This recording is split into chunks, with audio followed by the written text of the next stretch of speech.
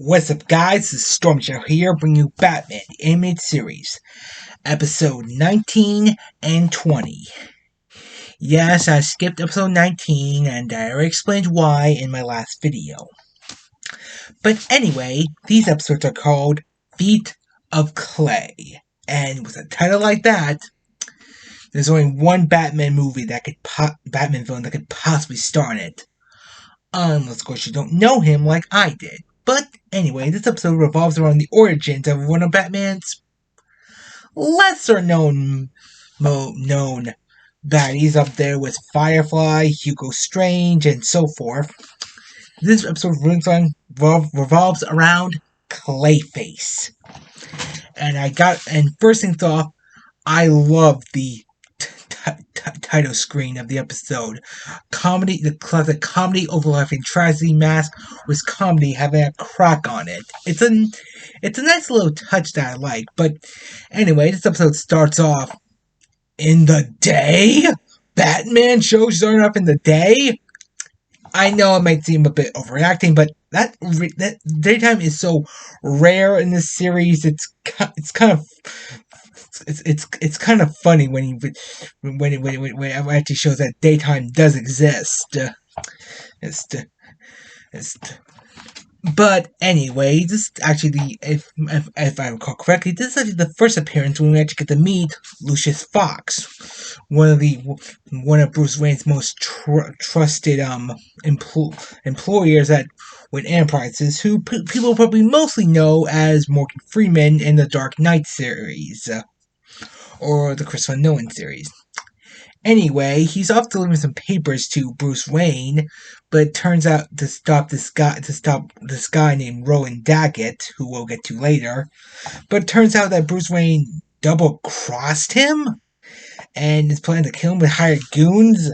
And to make things even stranger, Batman arrives not too long, so obviously that can't be Bruce Wayne. But how can he look exactly like him, and how can we mimic his voice? Well, clues start. Well, we actually move on after a pretty standard action sequence to a movie set where we meet our other main characters for this episode. Hold on a second. Sorry, I had to look that up. Anyway, move on to a movie set where we meet our other main character for this episode, Matt Hagen, voiced by legendary action star Ron Perlman, who I don't really know except for being one of the vampires in Blade 2, but he's pretty awesome from what I've heard. But anyway, Matt Hagen, a pretty awesome actor with a seriously dysfunctional face, because if you see it, you'll be like, ugh. But it turns out he has a special cream to help his face, so with a label on from Daggett. And yeah, can construct his, and this cream can restruct his face to any way he looks like. And it's with by Daggett, you can probably see where this is going. But it turns out that there's a side effect, of course, to stuff like to this cream, being incredibly addicting because what stuff isn't addicting. It's incredibly painful unless you use it regularly, and it only lasts 24 hours. No worries. So of course, Matt, being currently out, decides that decides he has to steal it. Because it turns out he's been doing jobs for this Daggett guy, including impersonating Bruce Wayne. But now into this Roland Daggett guy. He's a recurring villain, and by God, is he one of the most evil? And the thing is, he's not even part of his Rosegary. He's just a corrupt businessman. Pretty much a perfect foil for Bruce Wayne. He doesn't care about anyone or anything as long as he gets Wayne Enterprises and basically runs Gotham with an iron fist. And by God, I cannot stand this guy. Which obviously makes him a great villain. But of course we move on. Mr. Daggett Mr. Daggett figures out, of course, that well, Matt, that Matt didn't successfully get the papers that he wanted, and it's not the first time he's failed him. So what better way to do than to axe him off? And since well, he's a master of disguise. Disguise is not gonna be able to catch him until as is to Henchman explain. I mean, how do you catch a master of disguise? Simple.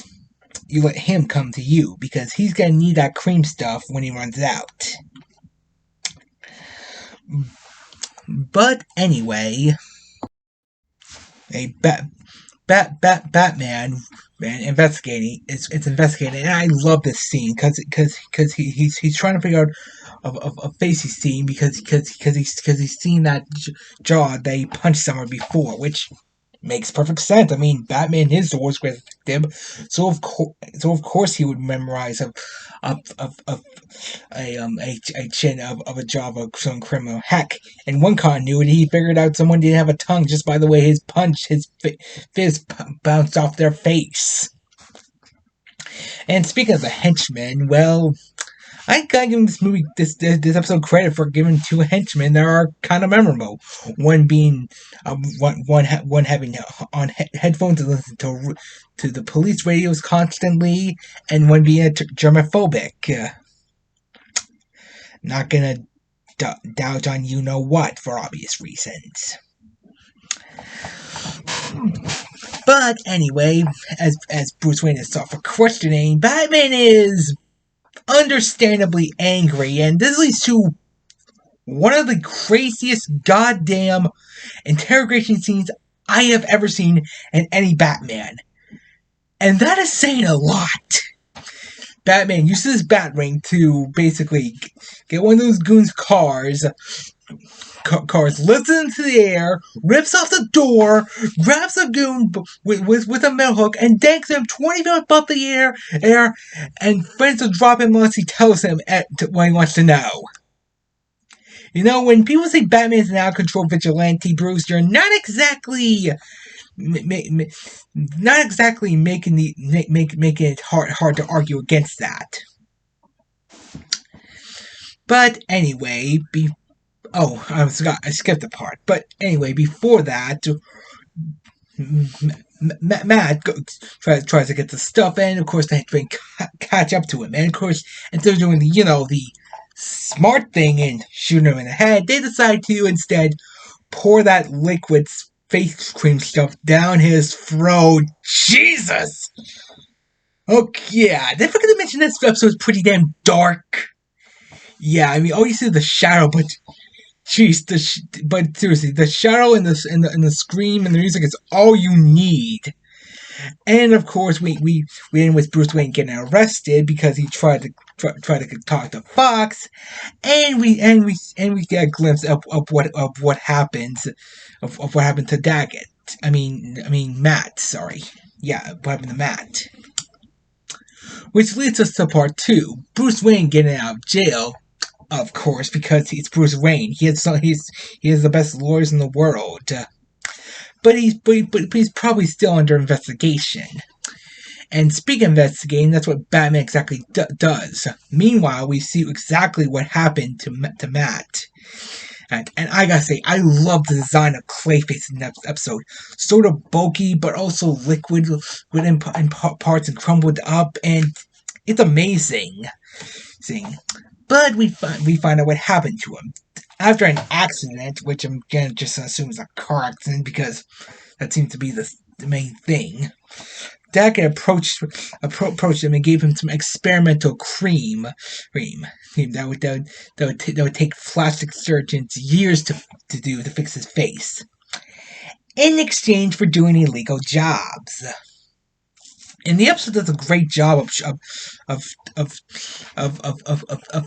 making Matt both kind of a ego, an angry bitter villain and a sympathetic character at the same time. He treats his assistant slash best friend like crap, but then again, given the circumstances, you can't exactly blame him. I mean, he even says himself, he's not an actor. He's not even human anymore. You can't help but feel sorry for him. But anyway, let's get into what's really great in this episode. The animation, particularly on Clayface, because wow. I mean, if you don't know, Clayface actually can shapeshift himself into anything. For example, if he sees this, his face will actually change into that without even thinking about it. It's kind of like a reflex.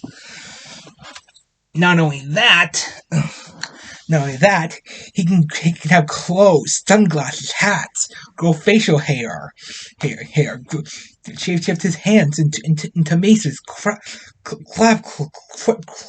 claws, flowers. The list is endless.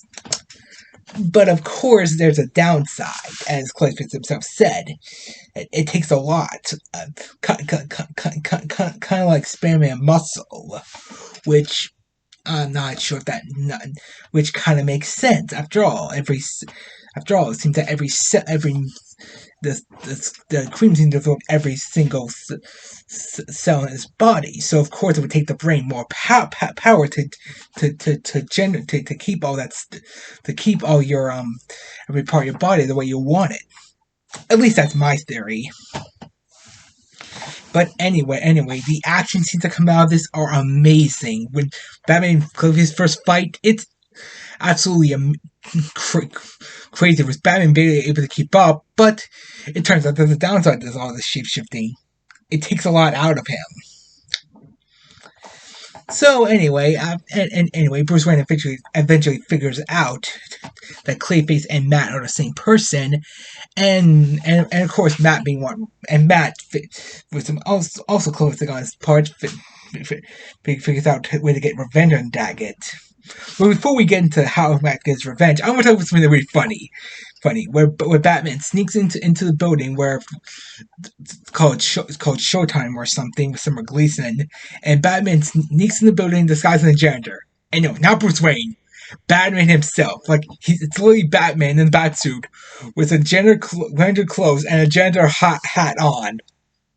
That is just one of the funniest things I've ever seen. But anyway, Matt's revenge to get on him, besides killing Daggett, is actually quite clever. This guy's have an old lady, and then basically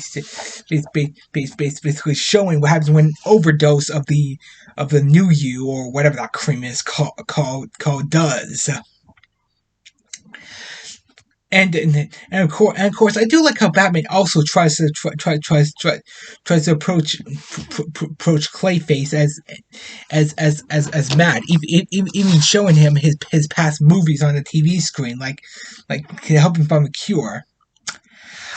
Unfortunately, that leads to Matt's reflexes of his face shifting unnaturally, going crazy, and as he's smashing everything and just under control, the police arrive, and coincidentally, his face shifts into Bruce Wayne, and he apparently dies. Yeah, I say die because this is comic books. I mean, come on. How many times has the Joker died only to come back? But anyway, at the end of the episode, Rowan Daggett is arrested for now. Rowan Daggett is arrested for now because let's face it, if freaking Thorne can get out of prison multiple times despite being a gangster, Daggett won't be in there for long either. And of course, Matt is considered dead until it's revealed that electricity had no effect. After all, Matt was an actor first and foremost. He even said, "What do I give for a death scene like this?" Which means we're going to see Clayface for not a very long time, unfortunately. Which is a shame because I love this episode. It's dark. It's gruesome. There's a good mystery to it. Some wonderful animation, and it turned in and it gave me more information about Batmanville that I didn't know about. In fact, the only thing I know about Clayface is from 2004, The Batman. Underrated Batman show, by the way. Check it out. But anyway, I gotta say, I really enjoyed this episode. And if you want to see more detailed videos about Batman animated series, check out Batmay.